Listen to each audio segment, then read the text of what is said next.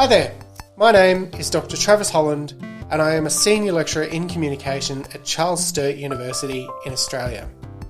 This podcast is an exploration into our digital society. It forms the lectures for my class Envisioning the Digital Society, but also aims to engage you, the listener, out there beyond my classroom. If you like what you hear, please send a voice comment through Anchor or Spotify, or get in contact via the details in the show notes. Podcasting is a key participatory media format, and that is why this hybrid podcast lecture series even exists. In the first half of the series, you'll have episodes produced primarily by me, and then later on you'll hear the voices of students as they investigate the topics for themselves. This is my practice-led investigation into podcasting as a teaching practice. This first episode, we're taking a look at the history of the internet. We'll have a discussion about some of the major developments that have shaped the web we have today. And I'll also examine Bo Burnham's song, Welcome to the Internet. In addition, my recent doctoral graduate, Dr. Tracy Edmondson, joins us for a sports-focused case study pulled from her PhD. Welcome to Digital Society.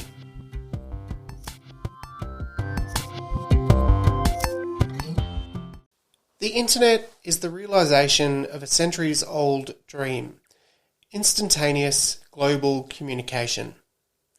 It has shaped and continues to shape global economic, political and social structures in extraordinary ways. It is a relatively new technology, and yet we can find traces of the internet throughout human history. I like to trace some of these developments through literature and fiction, which pre-imagined the internet a long time before it came to be. And the net, of course, is built on the bones of older networks, such as telegraphs and even shipping routes. In settler colonial societies, we see clear instances where infrastructure such as highways follow things like constellations because the settlers very often followed routes that indigenous people had been following for thousands of years, which were guided by these kinds of things.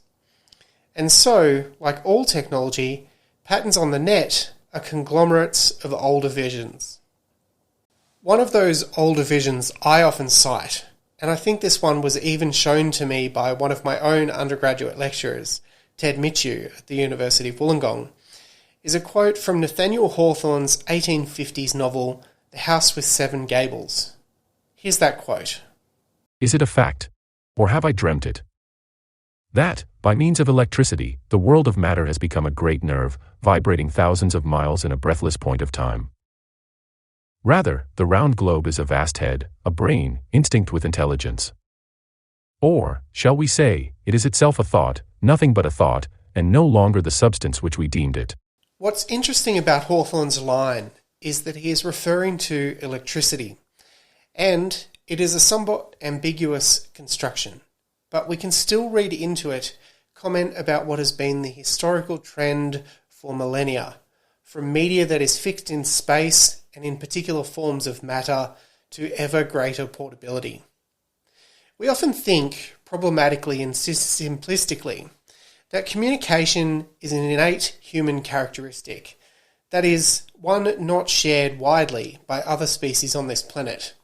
However, human evolution is a complex web of interacting and intersecting relationships with the environment and other animals, including many other hominins. Complex systems of communication, including visual, auditory and chemical approaches, have been found and described in all manner of other animals, and even theorized for extinct animals such as dinosaurs based on morphology of certain species, notably Parasaurolophus. It has even been proposed that trees and other plants have active systems of communication. However, few, if any other animals use symbols and media external to their bodies or vocalizations in the way that humans do. As human communication systems have evolved, we've gradually developed increasingly complex ways of organizing them, including technologies meant to preserve communication and to communicate across great distances. In this way, media became prostheses, artificial enhancements or augmentations to offset our inherent capabilities. And at this point, I suppose you're wondering, what about the internet? Where does all this excursion through all of human history, does the internet come in? Good question. I will get there. The history of media and communication has been one of an inexorable march toward mobility. In some ways, this peaked with radio, but with radio, we didn't have absolutely everything existing in a single medium all of the time. Consider the change in modality from the cave paintings to the notion of stone tablets. Here we have a media object which is meant to travel and take its message with it. As media and culture evolved, we progressed to pen and paper, among other more portable mediums. We also had things meant for long-distance signalling, flags and smoke signals, for example. By the mid-1800s, the telegraph reliably allowed the transmission of coded messages via electrical pulses over wire, which worked more quickly and over longer distances than visual signals. This led to systems like Morse code.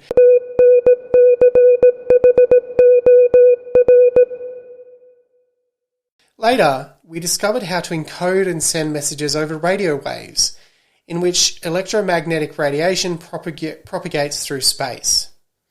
Radio waves can be encoded with specific messages and sent over vast distances from a broadcast to a receiver.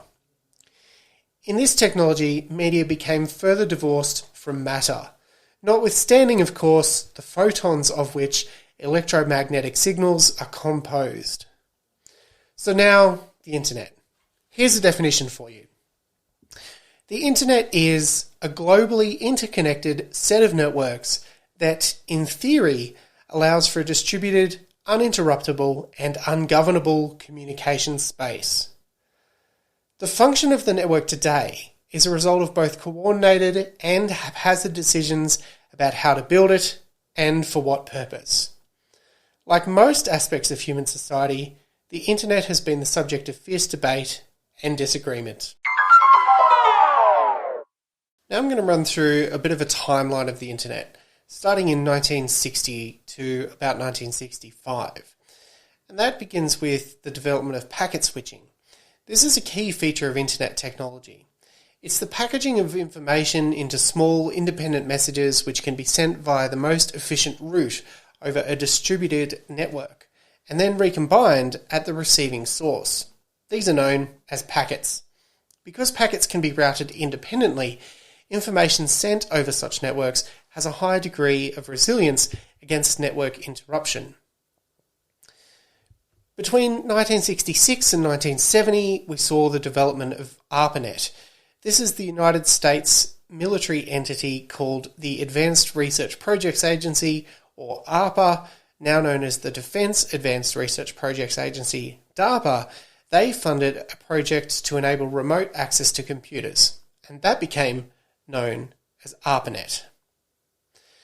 From 1974, we started to see the development of the Internet Protocols, TCP/IP. To communicate across networks, computers need to have a common understanding of standards, which you could consider analogous to human languages. These are known as protocols. The Transmission Control Protocol, or TCP, and the Internet Protocol, IP, were developed by Vint Cerf and Robert Kahn in 1974. In 1989, Tim Berners-Lee, then working at the European Organisation for Nuclear Physics, better known as CERN, created a proposal for an information retrieval system built on top of the internet. He called it the World Wide Web. By the 1990s, we started to see commercialisation of the internet. The establishment of commercial internet service providers, or ISPs, around the globe, starting with The World in the US. The ISPs were the first major entry of the commercial world onto the internet, as it had previously been restricted to government and research organisations. From 1997 to 2001, we had the dot-com boom. This was a major speculative price bubble for internet-related companies. It ended very rapidly and drastically in 2000 or 2001 in an economic collapse known as the dot-com crash. From then on, we see a spate of very influential media companies start to be founded. In 1998, we had Google, which was founded as an offshoot of an information indexing and retrieval experiment by Larry Page and Sergey Brin at Stanford University. And in 2001, we started to see social media. The first distinct social media website, or one of them, was called Friendster, and it launched in 2001. Other social media, LinkedIn, followed in 2002, MySpace 2003, Facebook in 2004, YouTube 2005, Twitter 2006, Instagram in 2010, Snapchat 2011, and then finally TikTok in 2016. Many other social media companies have launched and faded in these 2 decades, but I've chosen those ones in particular because I think they're quite influential in the history of the internet, and each offers a slightly different case study. In 2004, we got the term Web 2.0. This was popularized by Tim O'Reilly, by which he meant the web as platform. It's a web that people can contribute to, distinguished from Web 1.0 by the ability of those without technical qualifications or skills to still put things online, i.e. social media. In 2007, Apple launched the first iPhone. This was one of the first broad market smartphones. Others earlier in the 2000s tended to be confined to business clients. In 2008, Google launched the first Android phones. Unlike many smartphones, including the iPhone, Android runs on an open source software platform, which is why it is popular with developers from emerging technology markets such as China and India.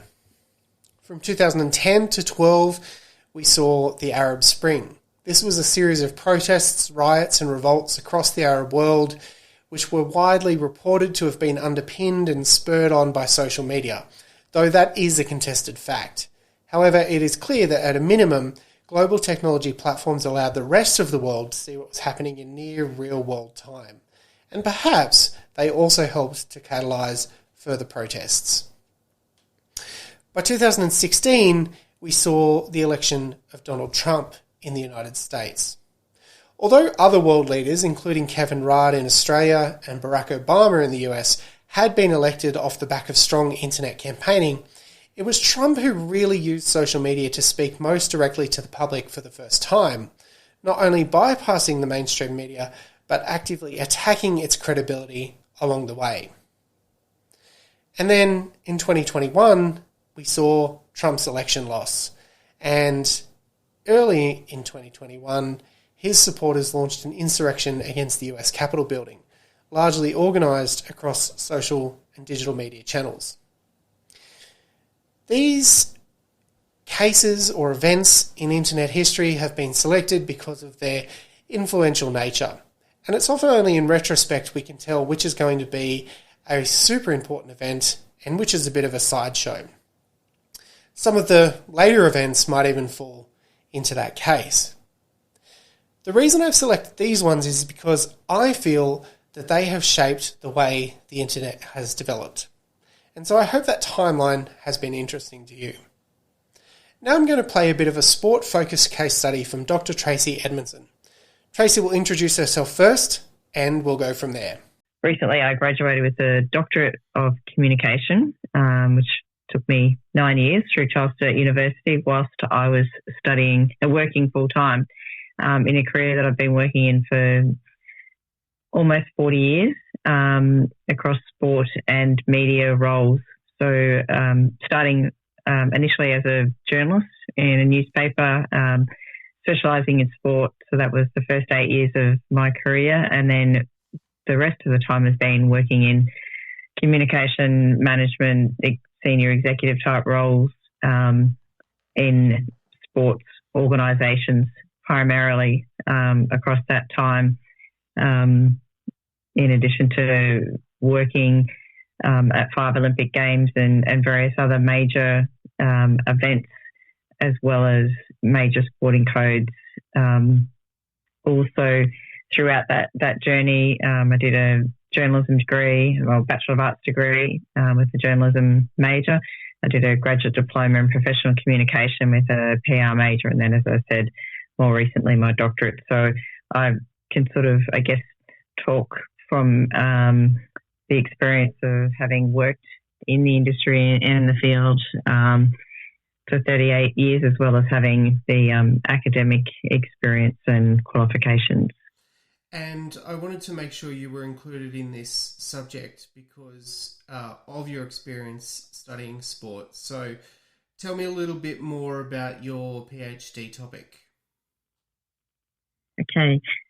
That's always the challenging question of wrapping up a 75,000-word thesis and 9 years of work in a very short sentence, but something that I've tried to work on. But I guess, the top line overview was that it explores the impact of digital and social media on ways that professional sports organisations in Australia communicate with their world.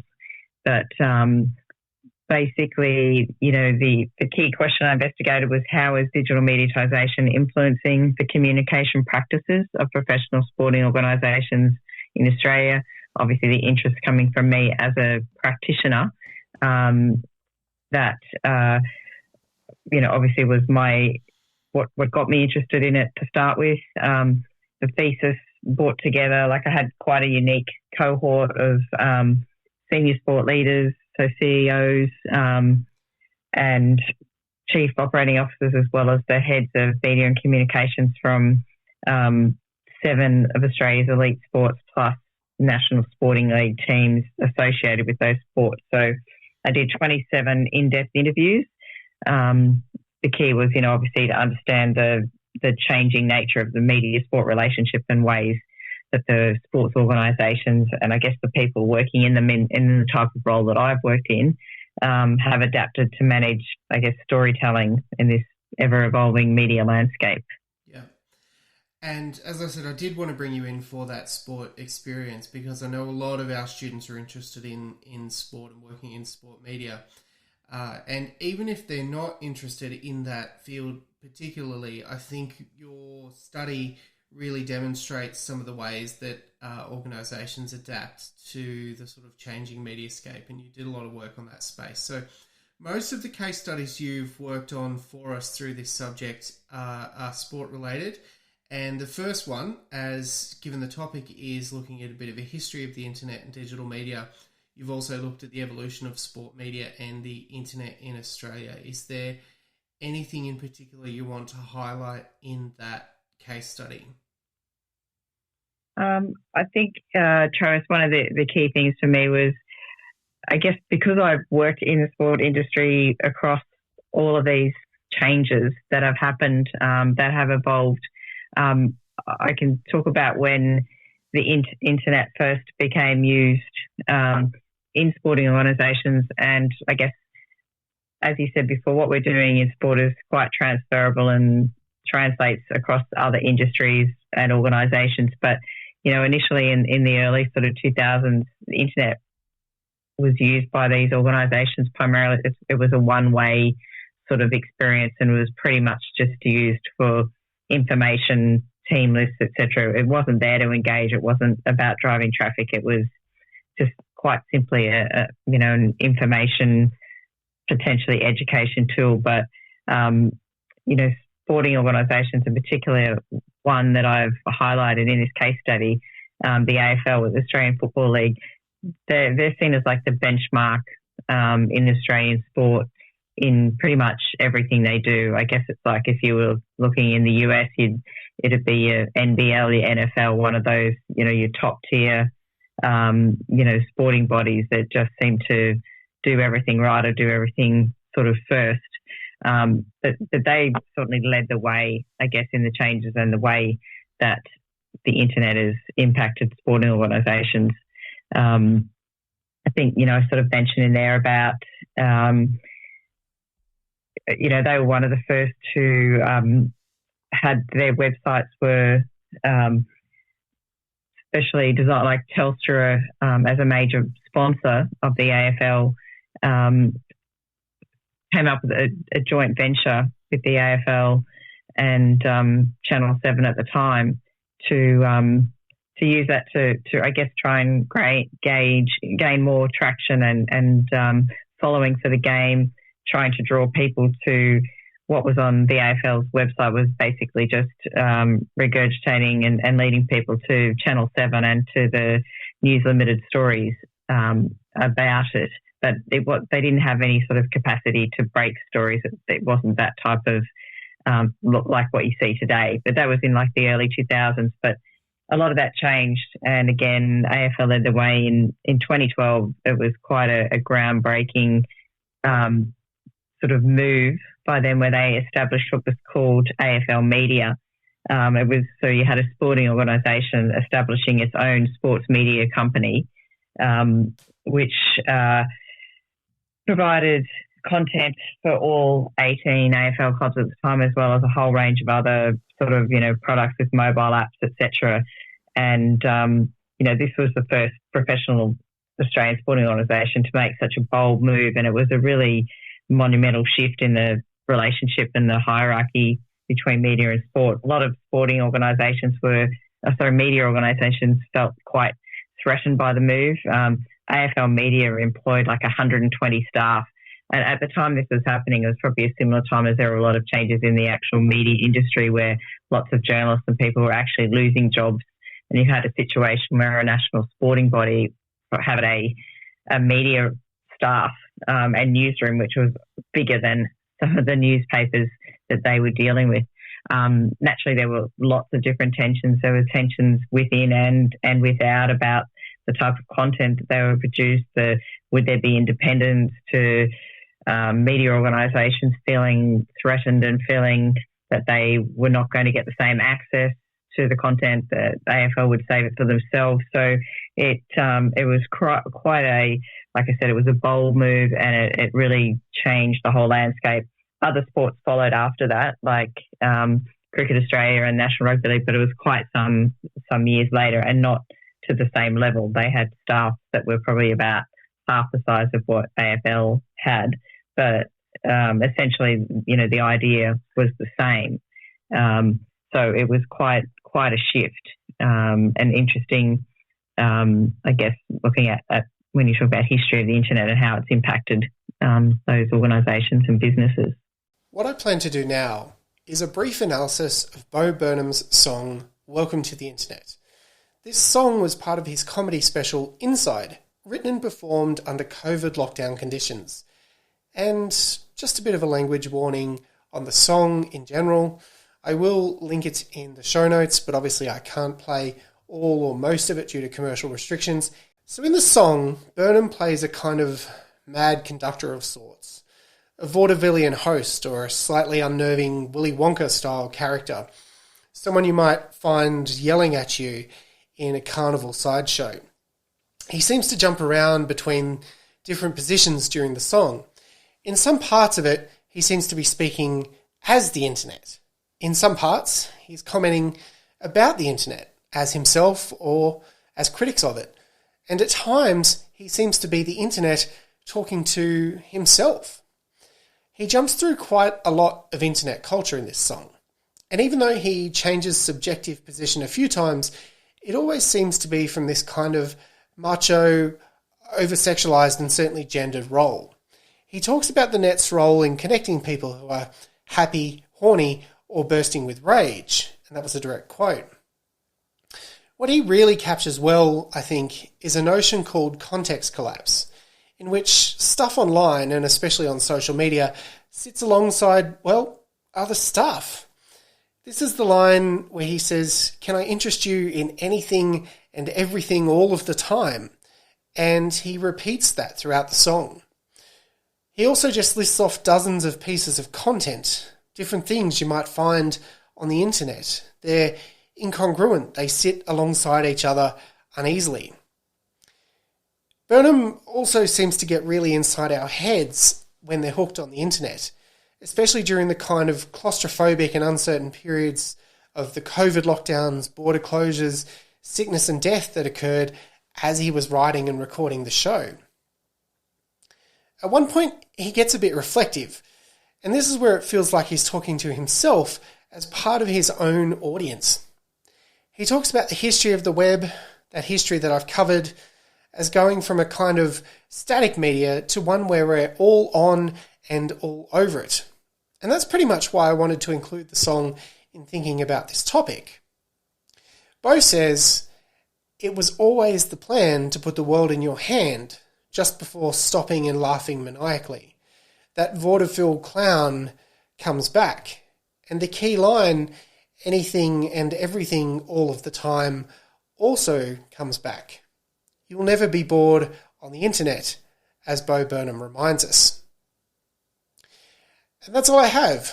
Thanks for listening to this episode of Digital Culture. I hope you'll join me again. Check out the show notes for more info and join us for further episodes throughout 2023 and beyond.